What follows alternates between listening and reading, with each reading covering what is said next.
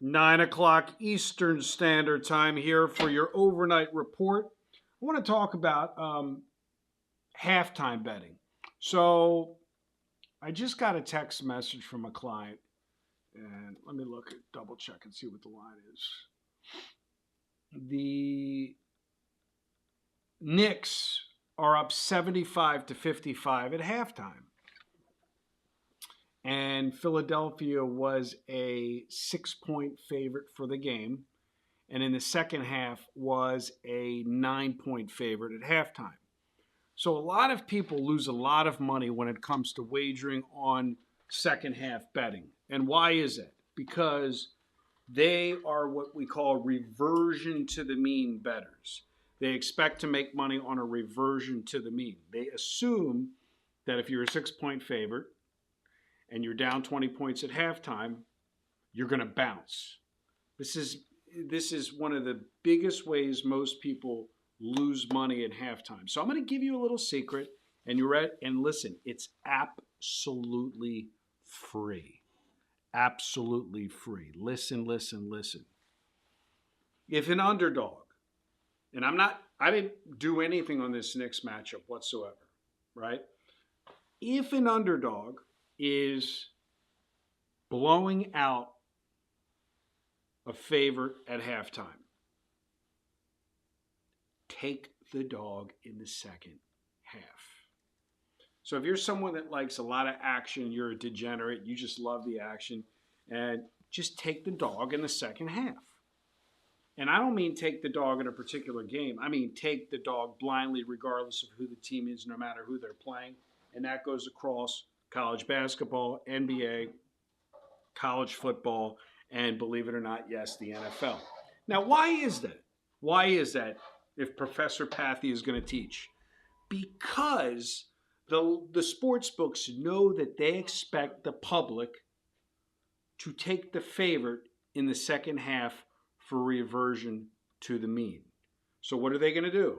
They're going to pump up the favorite in the second half, always giving you an overinflated number if you're taking the favorite to come back that's losing. So people don't realize if you have enough funds, remember, bankroll management is more important than individual games. You can simply sit there and just auto bet.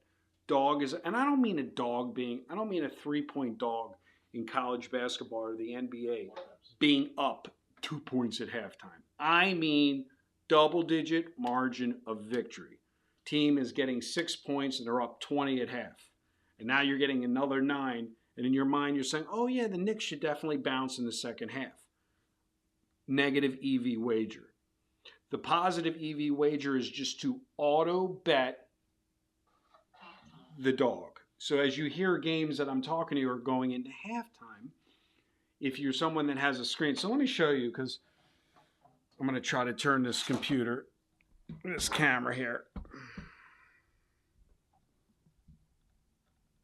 See that? Now, if you see the green, let me try to hold this without making myself nauseous. If you see the green here, showing the Pelicans, Clippers, Bulls, Hornets, Minnesota, Timberwolves, all in halftime. And then it's empty, and then the lines will come up. These are the late games. Lines are moving on individual games in real time. So when I say I'm looking at screens, I'm looking at screens. So I have clients that are high-risk players that like strategies like this halftime system, which we employ. But I'm giving you a little free action. And I'm saying, like, if you're someone that just has an account and you want to make money scalping, this isn't like millions of dollars. This is like you're going to have a positive ROI if you do it. But the problem is you can't do it on a few games in the night and then not do, like you can't do it for the 5 games that happen to just go into halftime. You have to make the commitment that you're going to do all the games in halftime and look for those dogs that are ahead in the second half to pound them on the better number, or do none of them. Because what will wind up happening is you're going to go 52, 53, 54, 55%. And so what's going to happen is Murphy's Law dictates if you just bet 5 games where you saw the dogs were ahead, you could easily go 0-5. But if you bet 15, 20, 30 games, you could probably scalp a profit. So again, I don't want to beat a dead horse, but this is a fundamental when it comes to second half wagering, especially in college basketball, because there's obviously more volume in college basketball than in the NBA. With that being said, let's talk about tomorrow's complimentary selection. Now, what do you do in Week 18 when teams sit players? The fundamental thing to do is to do what the public is doing, which is taking the teams,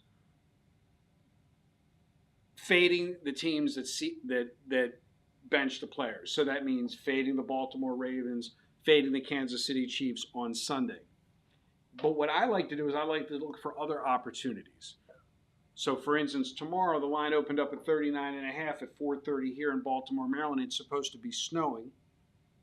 As I'm looking out the window right now, there's no snow. And the total crashed from 39.5 down to 34.5. I will auto bet the over in that situation because I know I'm going to get a low number. If you're someone that was going to bet the under, you can't get 39.5 anymore. Back to what I was saying yesterday in yesterday's class. You have to edge bet the other way. So if it's 34.5 now, the value is to take the over. It doesn't matter if you win or lose the individual game. No one cares about the short term.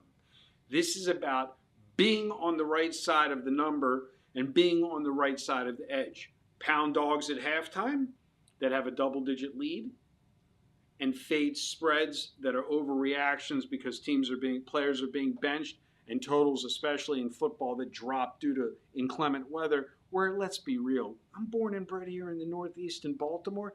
Nobody cares about the snow. It's not affecting anybody on the field. Give it a break already. They're playing the Steelers. It's just as cold in Pittsburgh as it is in Baltimore. Take the over, the 34.5 at 4:30 is your complimentary selection. 1 week is a nickel. 1 month is a dime. If you're a larger player and you want to talk turkey about my high volume opportunities, send me a text message saying, let's chat. Good day and good luck.